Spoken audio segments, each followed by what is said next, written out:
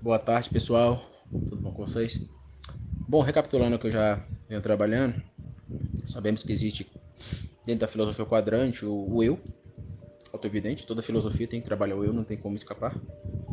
E quando eu olho para o eu, consequentemente vou olhar para o outro. Isso demanda levantar também perguntas últimas sobre o eu outro. E a partir de algumas leituras eu desenvolvi aí 5 perguntas últimas que todos nós temos que fazer. Que é justamente de onde eu vim, trata da origem, questão gonológica. A segunda pergunta é quem eu sou, trata da personalidade. Terceira pergunta, o que eu vim fazer aqui, a vivencialidade. Quarta pergunta, até onde eu posso chegar, potencialidade. E última pergunta, para onde eu vou. Essa pergunta não é uma mera pergunta que trabalha o fato, trabalho depois do fato. Então existe aí a conexão entre a primeira e a última pergunta, que eu vou chamar aí de primaridade. E a última pergunta, ultimacidade. Não existe primaridade sem a ultimacidade e vice-versa. Eu só posso responder a primeira pergunta se eu me colocar diante a última pergunta, né? Então não tem como eu responder de onde eu vim sem ir para a última pergunta, para onde eu vou. Então, a primaridade só existe na ultimacidade e vice-versa. E entre o primário e a ultimacidade existe o fato, aquilo que eu chamo de medialidade. E dentro dessa medialidade, dentro de uma perspectiva ascensional, lembra aí desse aspecto, né? Então eu parto do fato e vou ascendendo, né? É um aspecto aristotélico. Eu analiso o fato. E analisar o fato é analisar o eu aí. Então olhar para o eu e crescer com. E a partir disso tentar aí abordar, trazer uma abordagem aristotélica barra carvaliana, né? Ou olaviana. A primaridade, que é o antifato, eu vou trabalhar uma abordagem platônica pitagórica. E depois do fato também uma abordagem platônica agostiniana. Então essas duas tradições são importantíssimas. Eu não dei ainda aqui uma contribuição sobre a gonologia, a origem do eu. Então, de onde eu vim? Essa é uma pergunta muito importante. Eu já pulei para a gonologia, ou seja, para a personalidade, quem eu sou. Mas acredito que a gente vai ter tempo para abordar isso. Então aqui já é uma introdução para a gente poder caminhar. Então, ficou claro, né? Vamos continuar trabalhando a pergunta do fato humano, que é quem eu sou. E aqui eu vou usar a teoria, estou usando a teoria do Olavo, as 12 camadas da personalidade a partir de um ponto de vista metafísico, tentando aí desvincular essa teoria do psicologismo, sensitivismo e trazê-la para o campo mais ontológico, metafísico, seguro.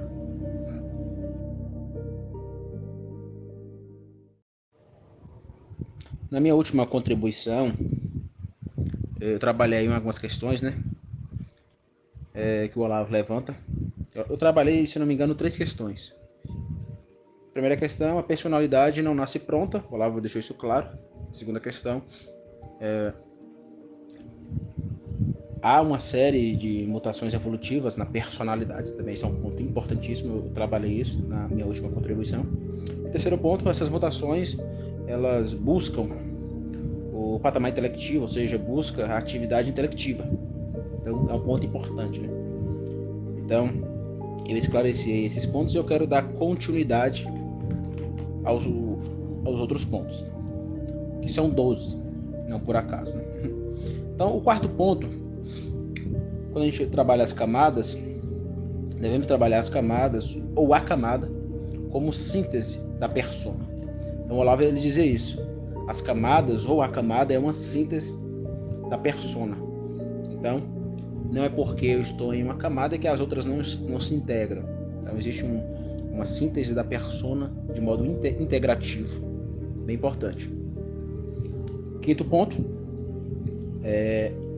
mudar de camada é mudar a personalidade, segundo o Olavo, né? É mudar a personalidade inteira, sem modificar as partes que eu já passei. Por exemplo, se eu avanço da terceira para a quarta camada, eu não modifico as partes, elas se integram, estão lá, só não assume patência, mas estão lá, latente, na personalidade, e elas vão exercer influência na minha persona. Então, por exemplo, se eu estiver na sétima camada, a camada 4, ela não desaparece, ela continua lá, ela está integrada ao eu. Então esse é um ponto que o Olavo levanta, a gente não pode confundir. Ou seja, mudar de camada é mudar a persona inteira sem modificar essas partes. Então, segundo o Olavo, e aqui a gente já trabalha o sexto ponto, né? A mudança de personalidade na ascensão, aquilo que eu chamo de ascensão camadal, trabalha um novo ponto de concentração focal. Eu uso o conceito aqui do Doivre aplicando a teoria das 12 camadas, que é a ideia de núcleo de sentido. Segundo Hermann Doivre, a realidade possui vários aspectos, e esse aspecto possui o núcleo de sentido. O que é o núcleo de sentido? A palavra já indica, né? É um núcleo que dá o sentido àquele aspecto, e não é diferente. Então, isso eu vou fazer posteriormente. Eu vou tentar procurar núcleos de sentidos de cada camada. Esses núcleos de sentidos, eles vão pendular, eles vão trabalhar entre a ordem e a desordem, já considerando aqui a sabedoria judaica, que reverbera na filosofia quadrante, reverbera também não só a sabedoria judaica, mas o mazedaísmo, que trabalha muito essa dualidade, bem e mal, ordem e desordem. Então, eu vou fazer uso disso ao trabalhar esse núcleo de sentido. Então, aquilo que o Olavo chamava de concentração focal é o que eu vou chamar doiverdianamente de núcleo de sentido. Então, como eu entendo que cada camada não é apenas uma mera sensação psicologizada, mas eu entendo como leis no ser, na persona, consequentemente, olhar para as camadas enquanto lei é percebê-la também, os seus núcleos de sentidos ontológicos.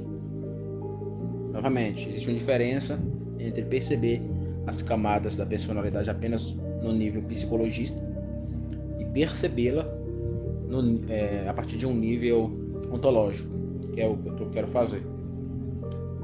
Continuando, segundo o Olavo, quando o eu ativa-se, quando eu me ativo, né, numa camada, ativando enquanto uma nova lei que possui ponto de concentração focal, segundo o Olavo, há uma finalidade teleologal, que é propositiva, né? Então, essa finalidade teleologal propositiva se dá na camada patente. Lembra que eu falei para vocês? Não é porque eu avancei de camada que as camadas que ficaram, vamos dizer assim, latentes, elas desapareceram, não. Elas se integram ao ser. Por quê? Porque mudar de camada não significa modificar as partes. Então não é porque eu avancei para a camada 5 que a camada 4 e a camada 3 são destruídas ou não existem mais. Não, elas continuam integrando ontologicamente a persona. Então veja sobre essa teleologia, essa finalidade, veja o que o Olavo diz. Ó. Nas passagens de camada a camada, o que muda é o fim, o propósito a que se dirige o todo da personalidade. Novamente, então há o processo de integração. Por isso que eu acredito que a aplicação dos conceitos de latência e patência é interessante, para a gente poder compreender. Não é que eu deixei a camada 3, não. A camada 3 está integrada ao eu. Está integrada ao eu. E ela exerce influência no eu, até o fim da minha vida. E por fim, o oitavo ponto, segundo Olavo, se cada camada possui uma finalidade, isso significa que a finalidade camadal, né, é dual. aqui vem a influência da filosofia quadrante sobre a teoria do Olavo. Ou seja, essa influência dual antinômica é justamente o princípio criacional de ordem e quedal de desordem. Então, trabalhar o processo de síntese da persona, como o Olavo colocou, no processo de avançar camadal, né? É trabalhar também essa dualidade da personalidade. O eu, enquanto persona aí, possui ordens e desordens. Depois, por isso que eu teria que falar da primeira pergunta, né? A primaridade da quinariologia antrofilosófica, que é justamente de onde eu vim. Porque trabalhar a gonologia, ou seja, a minha origem, a minha semente religiosa é importante. Porque existe um núcleo, e o núcleo não está nas camadas. Já quero deixar claro aqui é a minha influência reformacional, agostiniana, /doiverdiana. O núcleo ou o centro da personalidade não é nenhuma camada. É a Neshama, é o coração, é a alma. É o coração que puxa todas as camadas. Então, observe que eu vou fazer uma aplicação reformacional doiverdiana sobre a teoria das camadas do Olavo. E, na minha opinião, faz todo sentido, porque o Olavo, como católico que era, e ele dizia isso, né, que o catolicismo é o chão de sua filosofia, isso faz todo sentido quando ele trabalhava a ideia de consciência de imortalidade. Então, é bem interessante isso.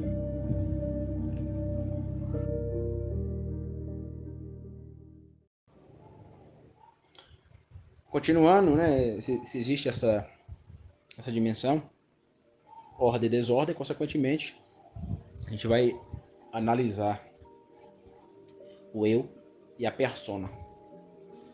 Anderson, o conceito de ordem, desordem e idética, elas advêm da onde? Advêm do cristianismo e do mazdaísmo. E não é loucura fazer uma síntese entre essas duas religiões, justamente porque elas se encontraram na antiguidade. Depois eu posso explicar isso. Eu já dei uma pincelada em algum áudio aqui, se eu não me engano, sobre esse assunto. A coadunação entre mazdaísmo e o judaísmo. Enfim, continuando, né? Segundo Olavo, as camadas da personalidade correspondem a uma divisão cronológica. Ou seja, a ideia de observar as camadas como uma escala de evolução ideal. Isso é um ponto importante, porque trabalhar esse conceito, a gente lê, por exemplo, eu li um texto que o Olavo escreveu sobre a teoria das 12 camadas, a gente não presta atenção nos conceitos. Essa daqui de evolução ideal trabalha, coaduna, sintetiza-se muito bem com o conceito de criação, ordem, porque Deus criou o ser humano perfeito. Perfeito. Claro, perfeito no contexto beta. Perfeito no contexto beta. Porque se a gente dizer que Adão e Eva eram perfeitos no contexto alfa, a gente vai colocar a perfeição de Adão e Eva no mesmo patamar de perfeitabilidade do ato puro. Isso é impossível. Vocês sabem disso, né? Contexto alfa, contexto beta. E se a gente colocar Adão e Eva no contexto de perfeitabilidade, no contexto alfa, vai gerar problemas. Problemas em que sentido, antes? Problemas em distinguir criatura e criador. Que, na minha opinião, tem que existir essa dualidade. Primeira, existe o criador, existe a criatura. Então, a evolução ideal, cronologicamente, ou cronotopicamente, né, trabalha justamente essa ideia de ordem criacional.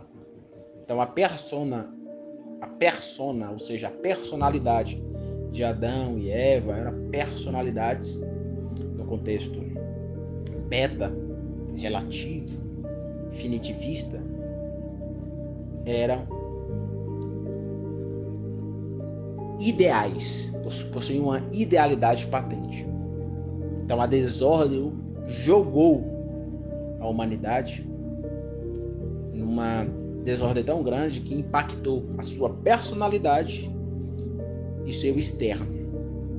Porém, para a gente compreender isso, a gente tem que compreender o conceito de coração, de alma, de Neshama. Então pode haver um problema aqui de compreensão do que eu estou dizendo, justamente para aqueles que não compreendem muito bem, dentro do judaísmo, a ideia de alma como centro do eu. Não só como centro, esse centro que puxa toda a minha persona. Então, a Neshama, ou seja, o coração, a alma, o espírito, ela influencia cada camada. Se existe uma ordem e uma desordem, só existe por causa da alma. Então, a alma é como uma agulha, vou usar essa analogia, é como uma agulha que fura todas as camadas. Como ela possui essa dualidade de ordem e desordem, consequentemente, as camadas, ou seja, a minha personalidade vai possuir essa dualidade de ordem e desordem. Veja que é metafísica pura. Estou dizendo aqui sobre a teoria das camadas. Então, segundo Olavo, as camadas elas concrecionam no tempo e no espaço. No tempo e no espaço. O tempo aqui, eu não vejo o tempo como influência do Doiver, e eu acredito que ele esteja correto aqui. Eu não vejo o tempo apenas como um aspecto da realidade. O tempo ele é cósmico. Ele atravessa todas as dimensões da realidade.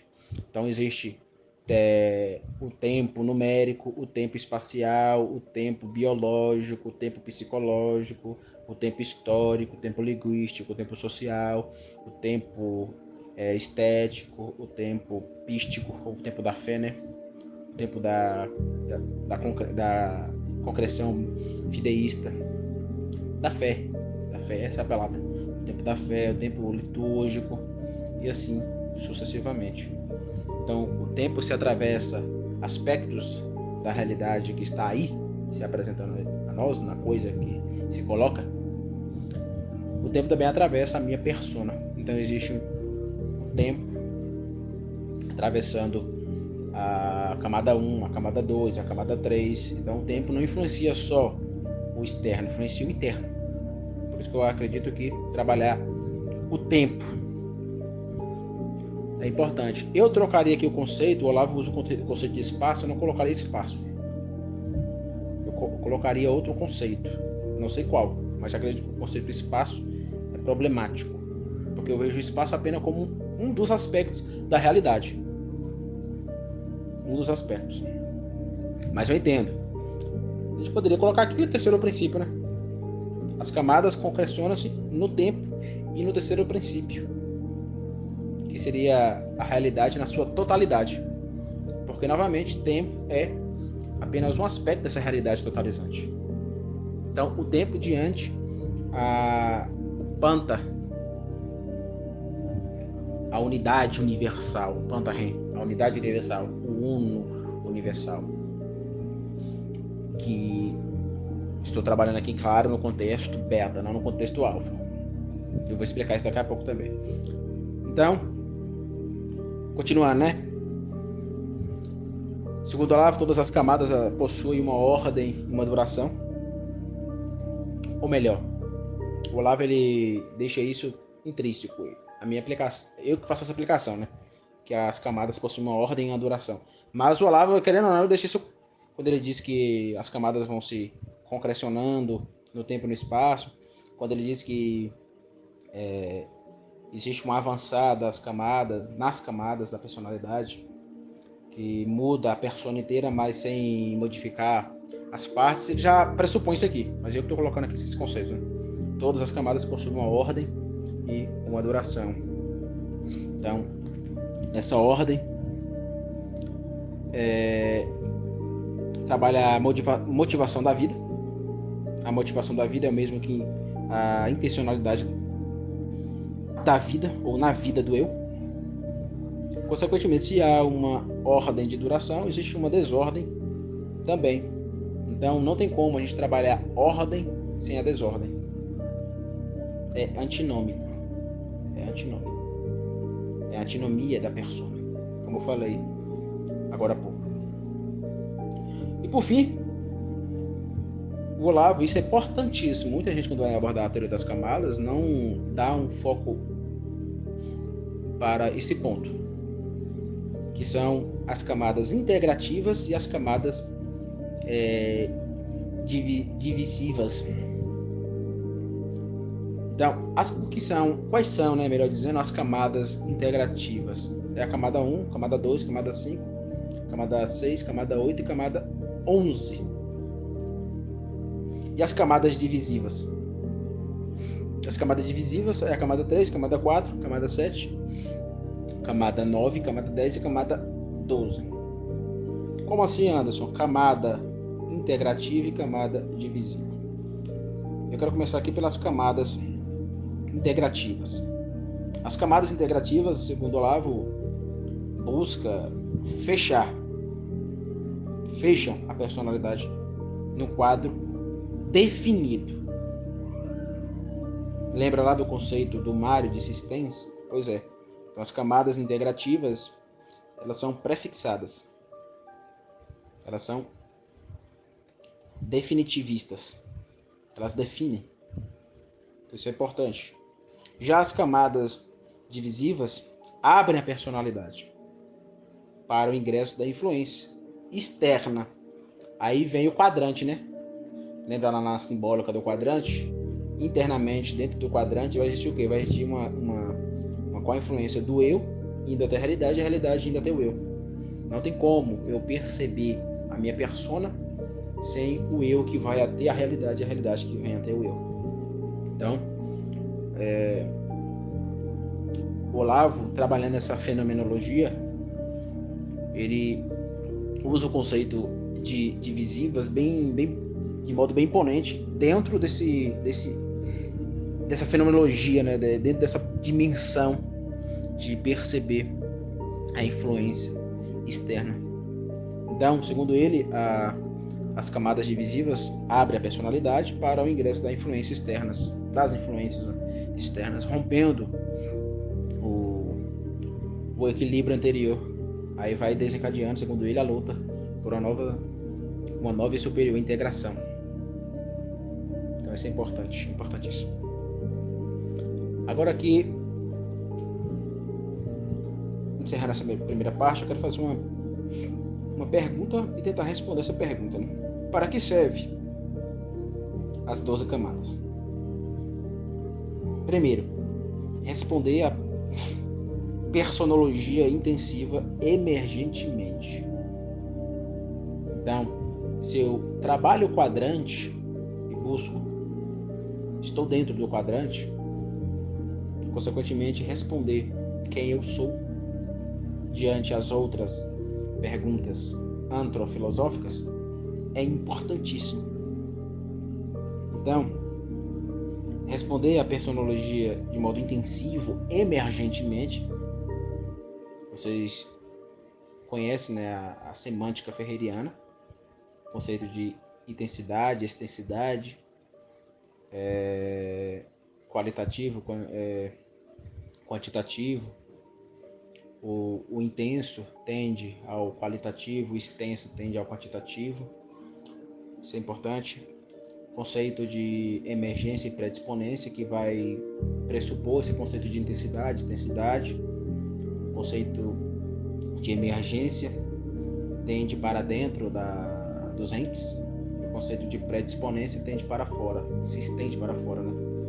Então a emergência é qualitativa e a predisponência quantitativa. Então isso possui uma influência bem interessante. Então olhar para a personalidade é responder a personologia, né? O estudo da minha persona de modo intensivo, é tender para dentro de mim mesmo. Não é meramente responder ou descrever mais uma etapa da vida. Não é. Aqui já fazendo uma crítica ao pessoal lá do Brasil Paralelo, que escreveu um texto sobre as 12 camadas. Acho que é um texto importante, porém vem muita pegada psicologista. E minha intenção não é levar essa teoria apenas para a psicologia, trazer ela para a filosofia, filosofar em cima dessa teoria do Olavo. O Olavo é filósofo, o Olavo não é psicólogo. Aí depois disso eu posso fazer uma aplicação. Não é que o psicólogo está proibido de falar sobre as 12 camadas. Não, eu acredito que é mais proeminente ontologizar essa teoria para depois os psicólogos fazerem uso dela. A minha humilde opinião. Quem sou eu?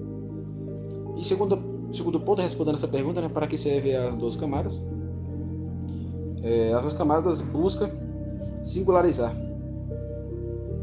o eu. Quando eu trabalho essa teoria das 12 camadas do Olavo, isso aqui eu concordo com a galera que trabalha de modo psicologista, né, essa teoria. Essa busca de se singularizar o eu é a ideia de tornar-se mais único. E aqui a gente poderia chamar o Ortega y Gasset e ver aí a rebelião das massas, né?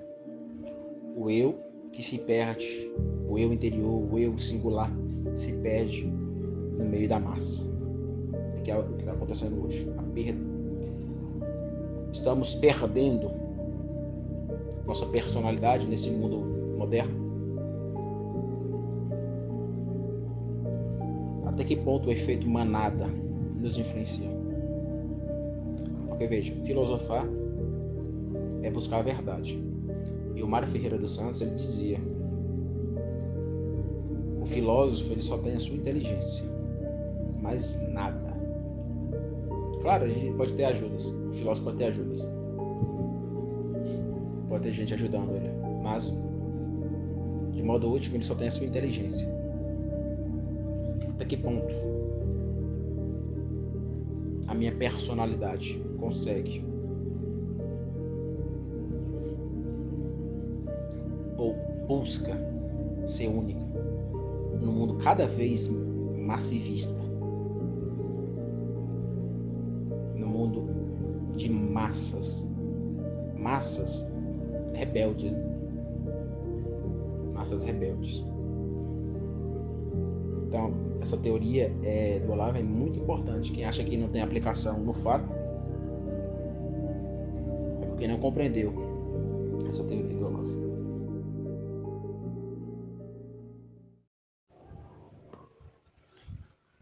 Explicado tudo isso, qual é a primeira camada?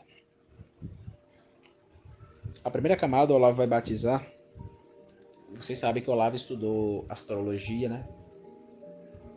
E eu lembro no começo dos anos 2000, quando eu conheci 2010, melhor dizendo, no começo dos anos 2010, quando eu conheci o Olavo, essa era a nomenclatura que reinava sobre ele. Astrólogo. Olavo de Carvalho era sinônimo para astrólogo. E o Olavo, de fato, ele teve uma fase na vida dele que ele estudou muito astrologia. Então, o conceito, a própria semântica, astrocaracterologia, já nos remete, né, à astrologia. Mas veja, o que é astrocaracterologia? O que é isso? Segundo Olavo, é uma pesquisa. O Olavo entendia a astrocaracterologia como uma pesquisa, ou seja, uma pesquisa que busca esclarecer problemas referente às dimensões problemáticas astrológicas. E veja, eu vi essa aula do Olavo, ele diz que esses problemas foram colocados no século XX, mas a astrologia ela existe desde a antiguidade.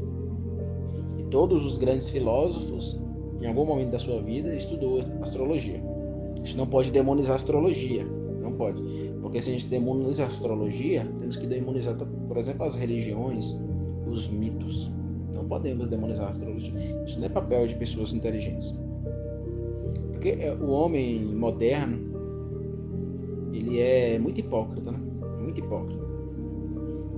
Por isso que eu gosto do Dove, que o Dove deixa nu alguns cientistas e filósofos modernos que quer colocar apenas a razão. Não. Isso não é papel de gente inteligente. Pessoas inteligentes levam em consideração todas as sabedorias. Existe uma sabedoria, essa é a grande verdade. Existe uma sabedoria na astrologia, a gente não pode desprezar. Então, esse é um primeiro ponto. E o Olavo se viu, na época que ele estudava astrologia, diante de vários problemas astrológicos. Então, ele entendeu que precisava-se de um método, que ele chamou de método extra-astrológico, para penetrar os problemas da astrologia. Então veja, isso aqui é fenomenal. O Olavo entendeu que ele não precisava ser astrólogo. Não precisava ser astrólogo para penetrar na astrologia. Então ele desenvolve um método, e ele, se não me engano, escreveu um livro imenso sobre isso. Acho que vão publicar esse livro, eu acho. Vão publicar. Eu não sei como é que as editoras estão fazendo, se vão publicar junto com os textos e tudo que ele falou sobre a teoria das 12 camadas, ou se vão publicar à parte. Mas ele tem um texto falando só sobre a astrocaracterologia. Então, ele desenvolve um método que ele chama de método extra-astrológico para penetrar os problemas da astrologia. Então, que problemas são esses? Eu não tenho conhecimento desses problemas.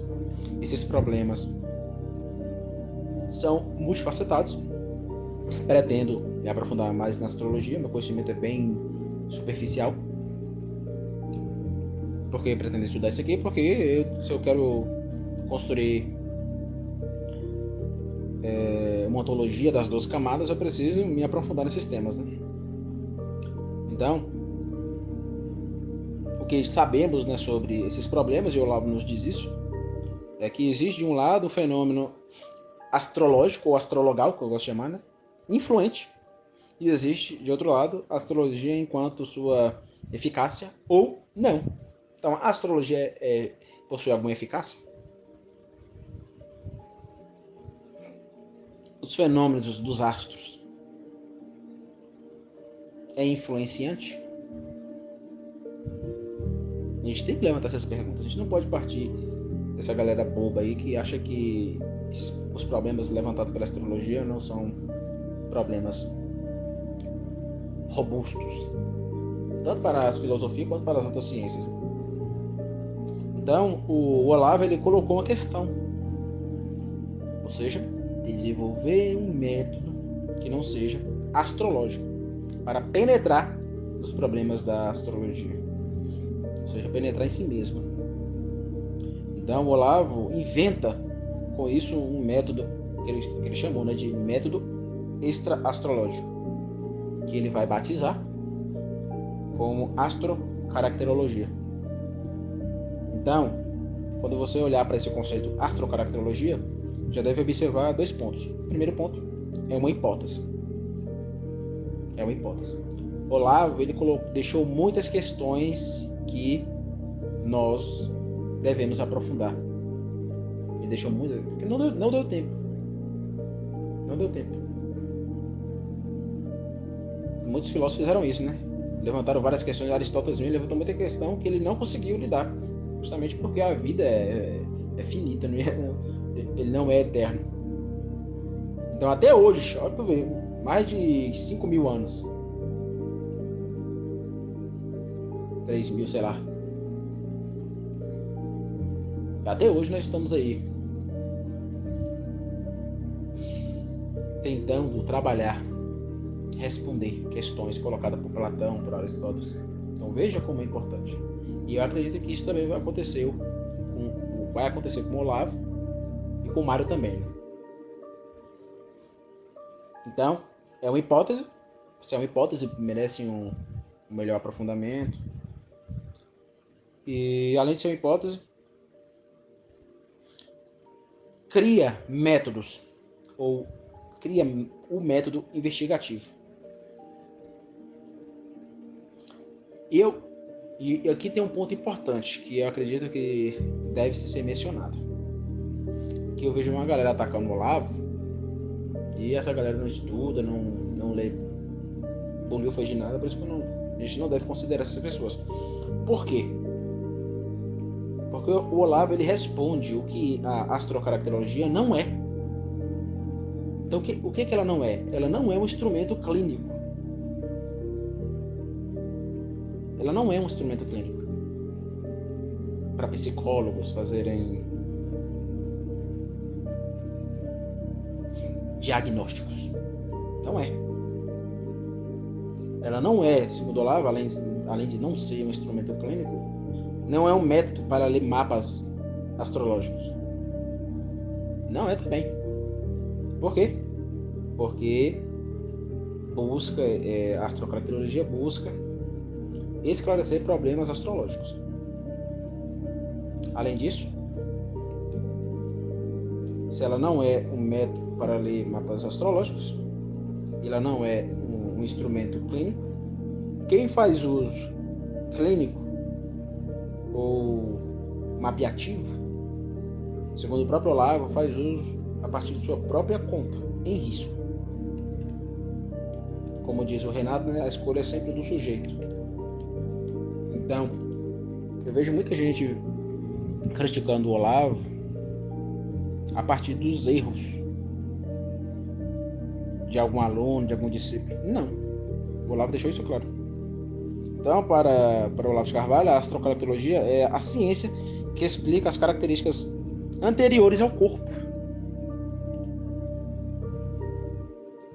Anterior ao corpo. Isso é muito profundo, porque vai trabalhar a principiologia, vai trabalhar por isso que o tema aí que o Renato colocou, né, do primordial, é importante. Ontem ele falou das descidas, das almas. Cara, isso aqui é muito importante para a filosofia. Então, a astrocaracterologia é a ciência que explica as características anteriores ao corpo. Ou seja, o sujeito é anterior a tudo. Mas a primeira condição, e aqui começa a entrar a teoria das 12 camadas, mas a primeira condição do eu dar-se no nascimento. Dar-se no nascimento.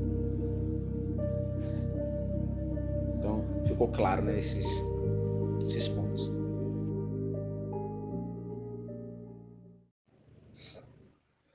E agora eu quero fazer aqui uma correlação. Não vou esgotar, porque eu ainda estou trabalhando nisso, né? Mas já vou dar aqui algumas hipóteses. Sabemos que existem as leis eternas. Sabemos que existem as leis da persona. Eu não posso dissolver, colocar um hiato entre o eu e a realidade. Eu vi alguém falando isso do Olavo e é verdade. O Olavo ele tenta construir uma ontognosiologia. Esse conceito ontognosiologia, na minha opinião, faz todo sentido, porque é isso. Se a gente for parar para analisar, era isso que o Russo estava tentando fazer. Uma ontognosiologia é unificar o segundo princípio com o terceiro princípio. A fenomenologia russeliana buscava justamente isso. Coisa que, na minha humilde opinião, já estava em Aristóteles. A fenomenologia do Russo já estava em Aristóteles e foi aprofundada pelos escolásticos. Então, existem as leis eternas. Essas leis eternas fundamentam todo o ser. E na minha última fala eu trabalhei isso, né? A lei do 1, lei do 2, lei do 3, lei do 4, que somando dá 10, né? Essa simbólica é bem interessante. É a mãe, como dizem os pitagóricos. Coaduna essa teoria com a teoria da assistência. Então, trabalhar, por exemplo, existência enquanto unidade. Trabalhar existência enquanto oposição. trabalhar insistência enquanto relação. Então essa semântica, essa coadunação acontece. Então, eu não quero fazer isso agora, né? A correlação aqui é Olavo, teoria das duas camadas, a partir das leis eternas. Em especial a lei da unidade e a lei da oposição.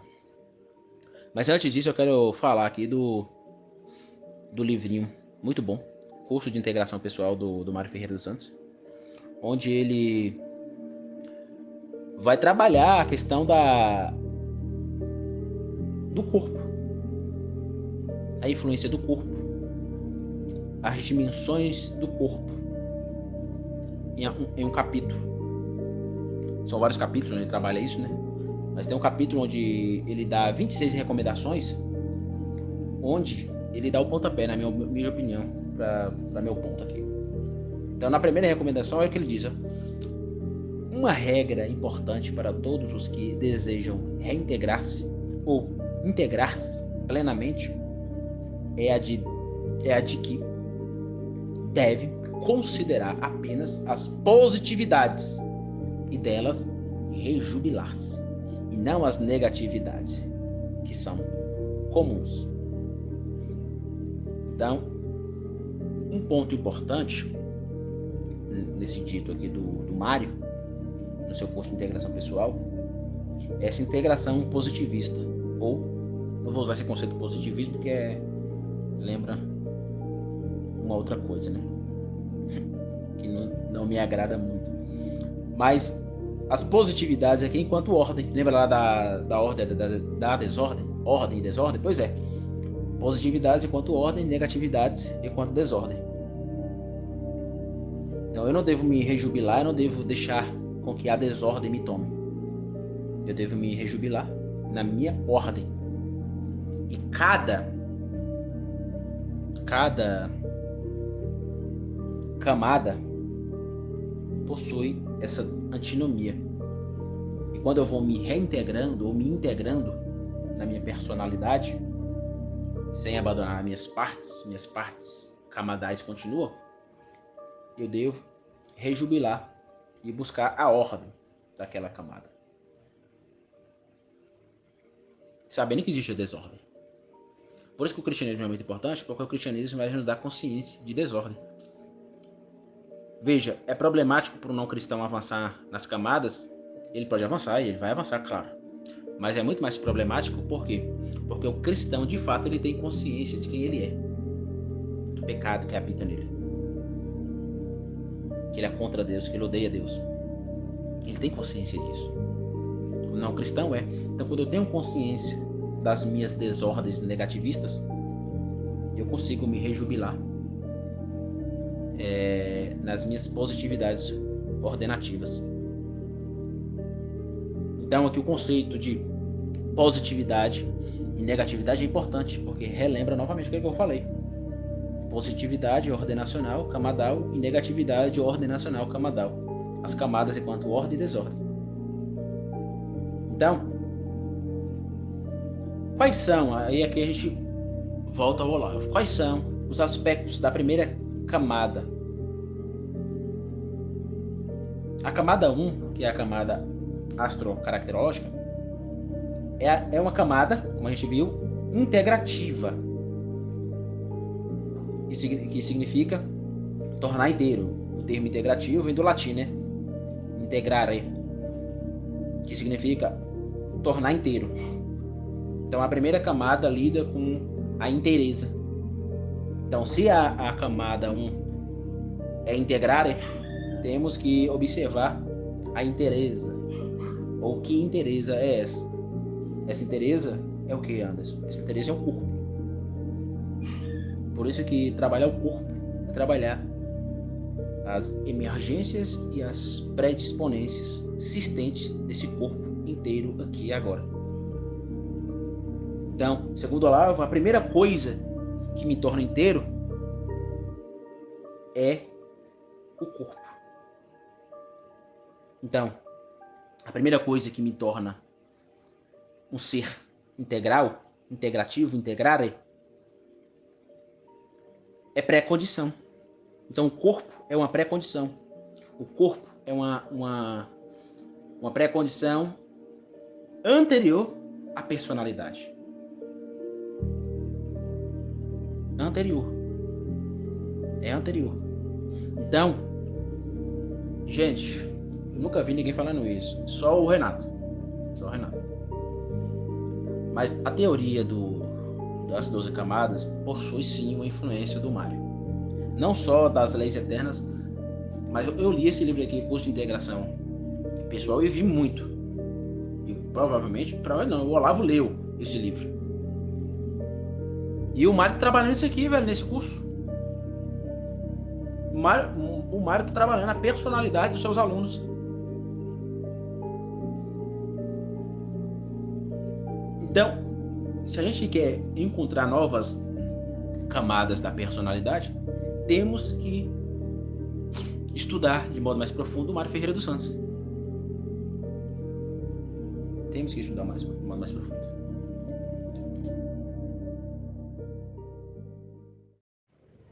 Então vamos lá. O corpo, que é anterior à personalidade, ela é dada. Como assim é dada, Anderson? Ela é dada enquanto regulação sistente, substancial de modo cronotópico. Porque o corpo, que é corpo enquanto existência, insistência, persistência, consistência, subsistência, assistência, resistência, desistência e subsistência. O corpo possui isso. Então, quando a gente trabalha a ideia de corpo dado, então o corpo que é anterior à personalidade é dado, a gente trabalha justamente a ideia de que tudo,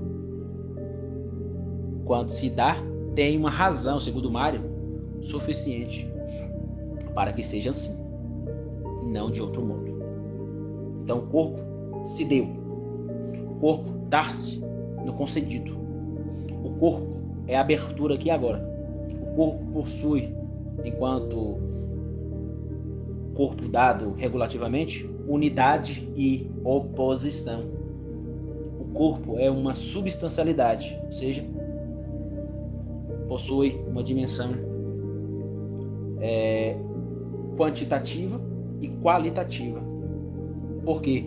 Porque possui predisponência extensiva e emergência intensiva. O corpo enquanto qualidade e quantidade, o corpo enquanto intensidade e extensidade, enquanto predisponência e emergência.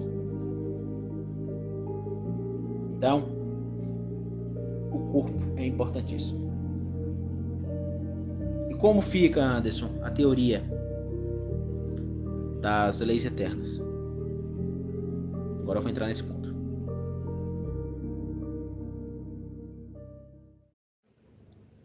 Vamos lá. Astrocaracterologia e a lei da unidade. O corpo, enquanto unidade, é integral. Vamos trabalhar a unidade. A unidade em que sentido, Anderson? Em que sentido? A unidade no contexto beta. O que é isso, Anderson? Alfa e beta. Contexto alfa e contexto beta que o Mário Ferreira usa a todo momento. O contexto alfa trabalha o absolutamente simples. E o contexto beta trabalha o relativamente simples. Então, o contexto alfa, que trabalha o absolutamente simples, vai trabalhar, por exemplo, o ato puro. O ato puro. Então, por exemplo, existe o contexto alfa do rem protem, que é o primordial, o 1 primordial, e o rem deuteron, que é o 1 serial, no contexto alfa, que a gente poderia linkar para o Pai e para o Filho, né? Lembra da Trindade? Quem lê aqui Sabedoria das Leis Eternas sabe o que eu estou dizendo. E o contexto beta? O contexto beta trabalha o relativamente simples. Esse relativamente simples é relativamente simples de qualquer espécie. É o abiálio, como diria o Mário Ferreira dos Santos. Então ficou claro aqui essa ideia, né, de alfa e beta. Eu usei aqui e não expliquei, mas agora explico. Então, o corpo enquanto unidade é integral, só que a integral aqui, a integralidade, essa unidade, não é alfa, é beta. É relativamente simples. está na dimensão temporalizada. É cronotópico.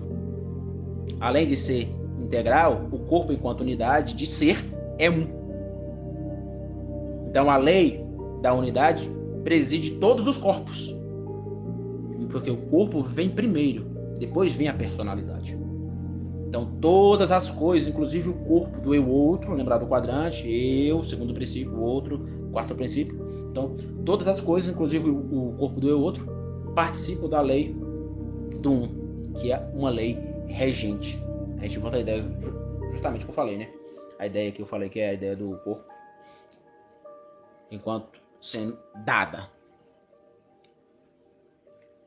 ou dado. Além disso, o corpo, enquanto unidade, una, não é só um quanto, já falei isso, mas é forma. Possui uma lei de proporcionalidade intrínseca. Por quê? Eu estou já trabalhando aqui a lei do 5. Porque se a gente pegar o 1 não subsiste sozinho. A gente não pode pegar o 1, claro, o 1 no contexto beta, gente, não no contexto alfa. Ficou claro, né? Quando a gente olha para o 1 no contexto beta, a gente não pode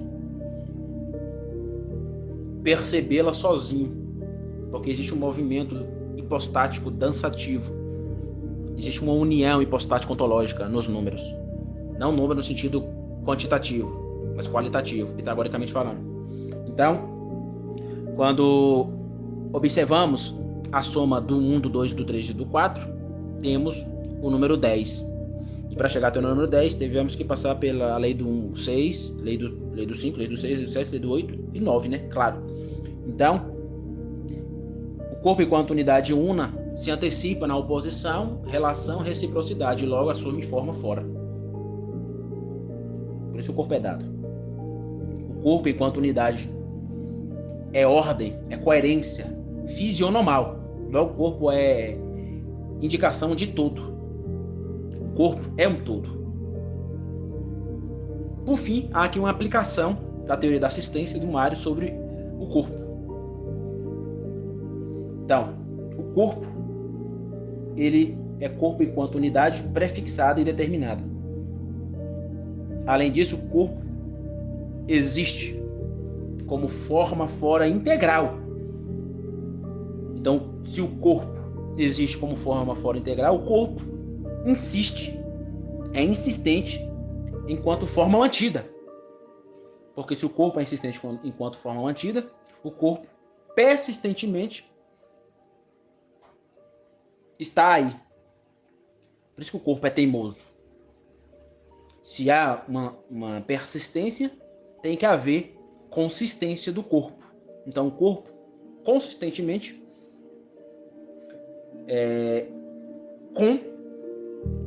consiste numa relação intenso-extenso. Além disso, o corpo ele perdura subsistentemente. Se perdura subsistentemente, resiste enquanto forma. Logo, o corpo, de modo assistentemente, está junto. Porque tudo que resiste, resiste o quê? Resiste junto. Por isso que eu falei, não tem como trabalhar no contexto beta, unidade, sem a oposição e relação. Então, se o corpo enquanto unidade resiste, só pode resistir porque resiste junto. Então, gente, o corpo enquanto resistência assume forma. E, como eu falei, a forma assiste à matéria. A forma veste a matéria. Por isso que eu falei que Rilé deve se submeter à morfé. Corpo, enquanto desistência, possui influência do externo e do interno. Do interno para o externo. Do externo para o interno e do interno para o externo, né? Modificando-a enquanto forma. Então o corpo perde. Então, se há uma modificação enquanto forma, perde o que é. O corpo, enquanto forma superior, além da imanência, para além, né, melhor dizendo, da imanência, é corpo na transcendência. E aqui a gente volta à analogia entes. Jesus, um serial, ele assumiu corpo. Por isso a analogia do ser. Por isso a analogia entes. Jesus se fez imagem. Isso muda tudo. Logo, o próprio Jesus está aí para nos dar o exemplo da supersistência do corpo. O corpo não é um mero amontoado de átomos. O corpo possui integração com o transcendente. Isso é importantíssimo. Então, o Mário, no livro A Sabedoria das Leis Eternas, ele diz que o princípio de todas as coisas positivas é o ser. Isso se aplica ao corpo. O corpo, enquanto ente, é ser. E em todo e qualquer forma dotada de existência, seu ser é um. Veja que o Mário está, de modo implícito, trabalhando na sua teoria da assistência, quando ele diz isso no livro Sabedoria das Leis Eternas. Ele diz: em toda e qualquer forma dotada de existência, o que é existência? É a prefixação, no determinado, né? Então existe o sistente, e esse sistente possui cronotopicamente uma prefixação. E qual é a primeira prefixação? É o ex, existência. Então, em toda forma dotada de existência, seu ser é um, porque aquilo que é existente é um. E aquilo que é existente enquanto um, opositiva-se. Não tem como olhar para o corpo sem partes, porque o corpo possui partes. O corpo possui partes. Logo, a oposição ontologicamente toma o corpo. O Mário continua dizendo: onde há unidade, há ser. Logo, onde há unidade do corpo, há o ser do corpo. Há o ser do corpo. Onde há ser, há unidade.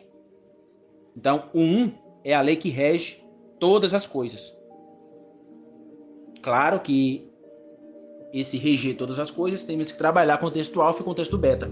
Existe um primordial no contexto alfa, o relativamente simples, o ato puro, que é a unidade suprema. E a partir da unidade suprema, todas as unidades no contexto beta se submete a esse um primordial. Claro, né? No livro Tratado de Simbólica, o Mário diz, o conceito de unidade é um conceito transcendente. Então, contexto alfa, não é isso? Tudo que é um, pois toda a realização do ser traz consigo unidade. E toda forma de unidade tem suas raízes no ser. Não há ser sem unidade, como não há unidade sem ser. Isso deve ser aplicado ao corpo. A primeira camada da personalidade. E a influência do mundo externo, dos astros sobre o corpo. O Olavo considera tudo isso. E Anderson, e a lei da oposição? Aqui é mais complexo. Então vou mandar um áudio falando.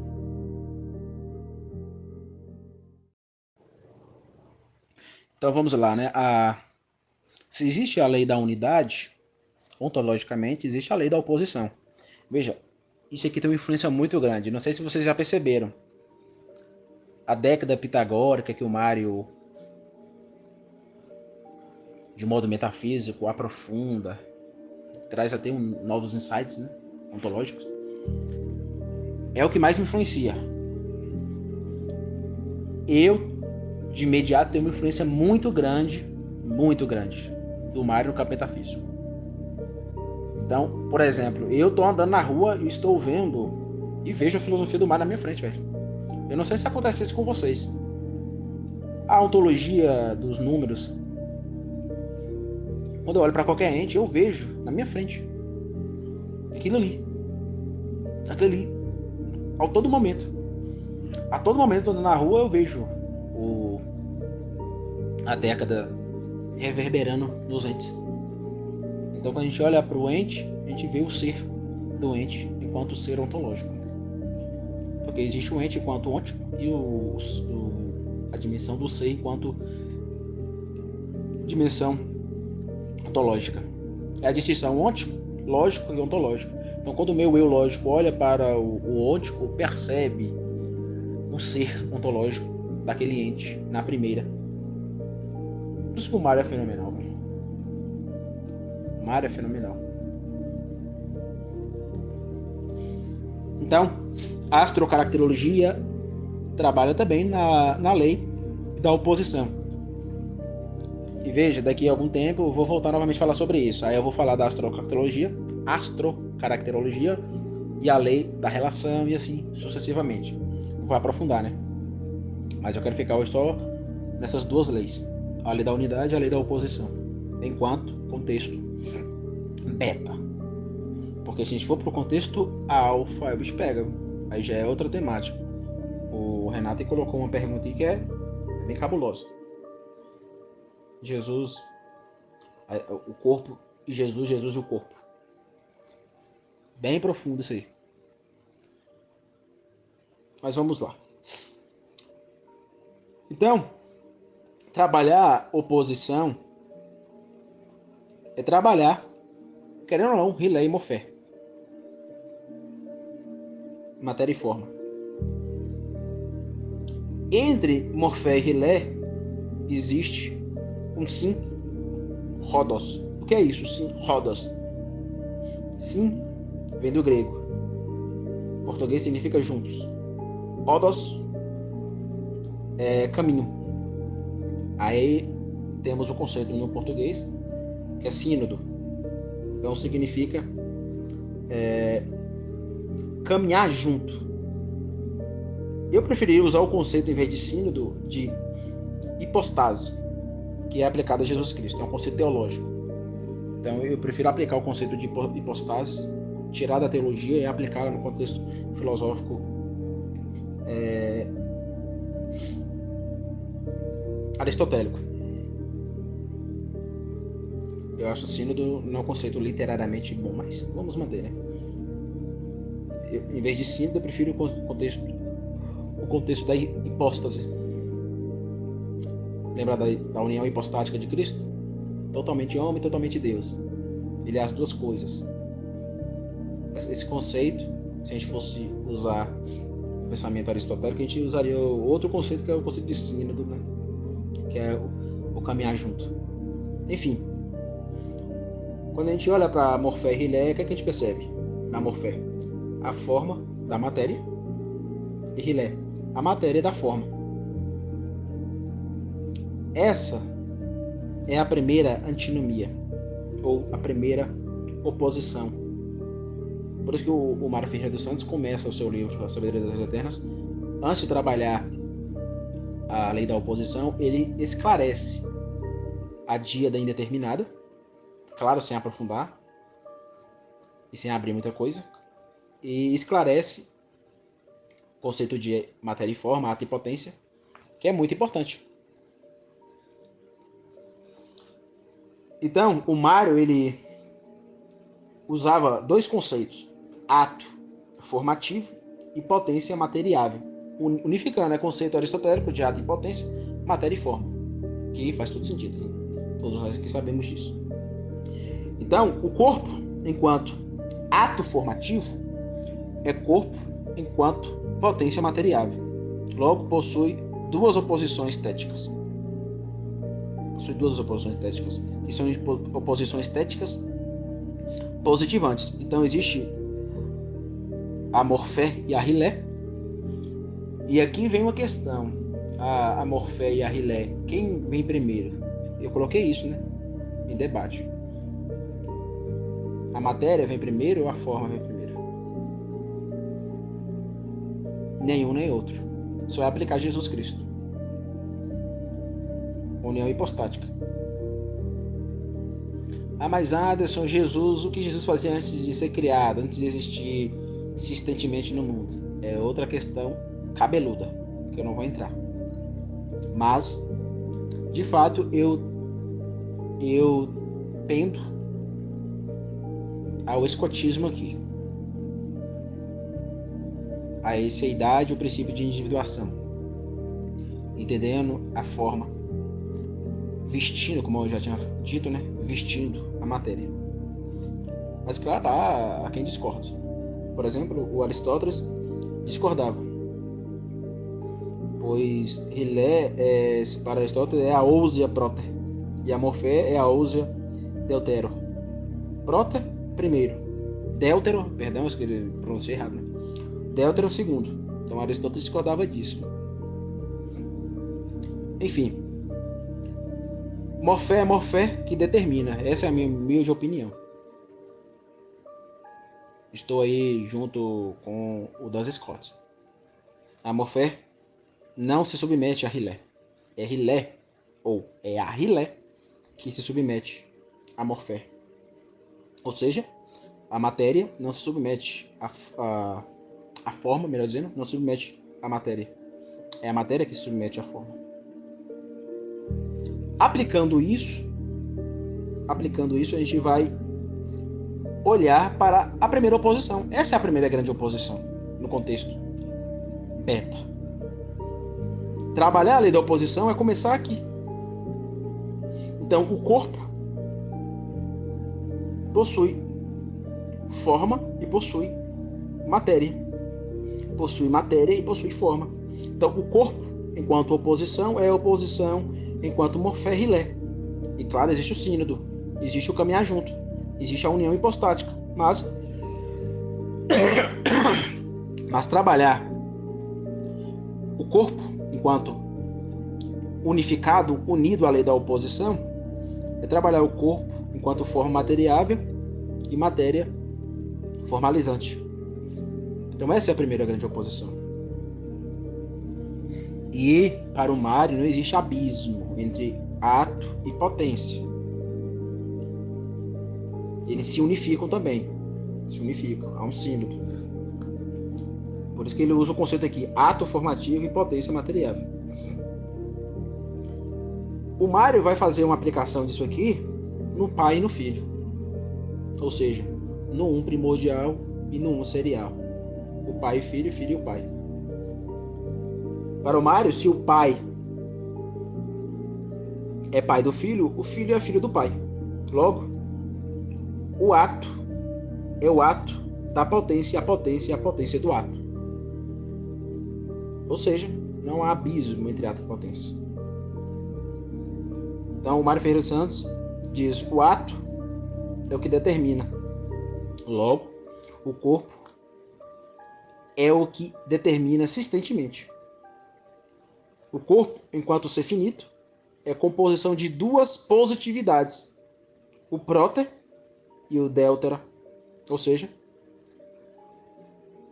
morfé, rilé e morfé. Aí vem o grande debate, quem vem primeiro?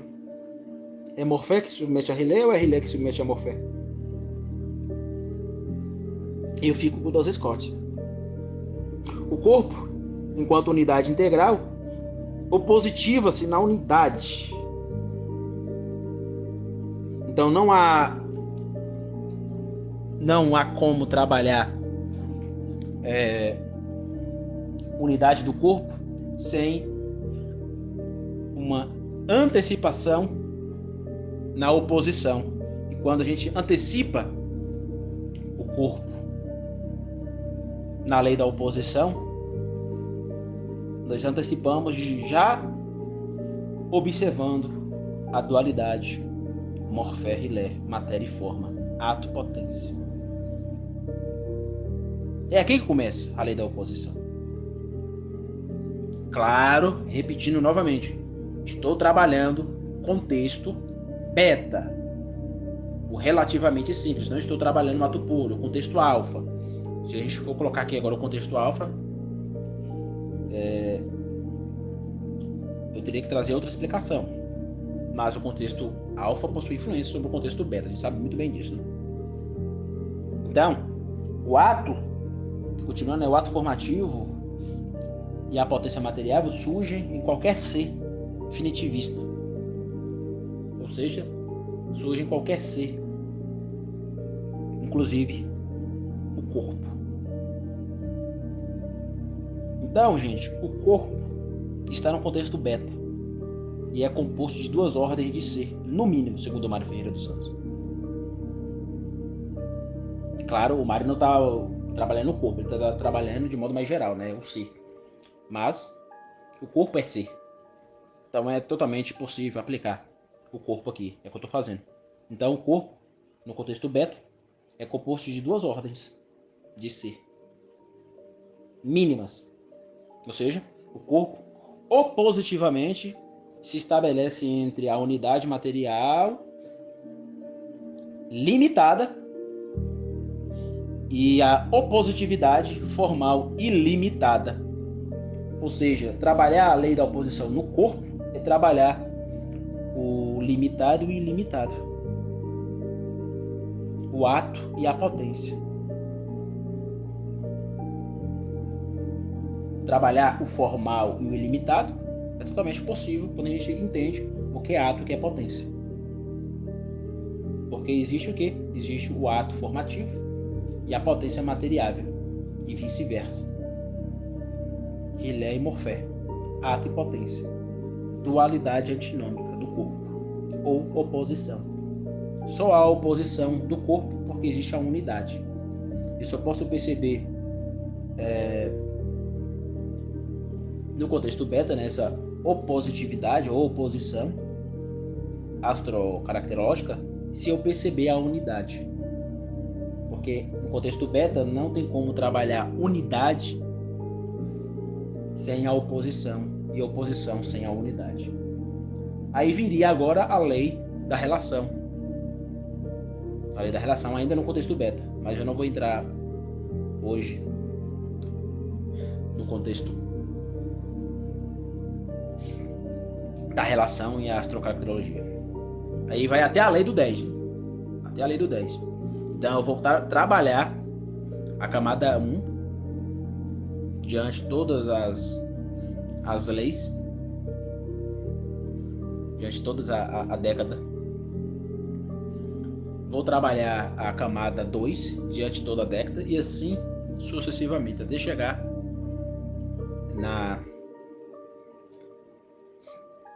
na última camada da personalidade. Então, a gente vai crescer com... Já estou imaginando, imagina aí trabalhar a camada 12 diante dessas 10 leis. Por exemplo, já começa a pensar aí. A camada 12 enquanto unidade, a camada 12 enquanto oposição. Então isso aqui é muito profundo, muito profundo. Então é isso. Essa é a minha contribuição. Estou aí para responder. Me perdoe, hoje eu estou cansado, então a minha oratória, a minha retórica hoje não está boa. Perdão. Mas é isso.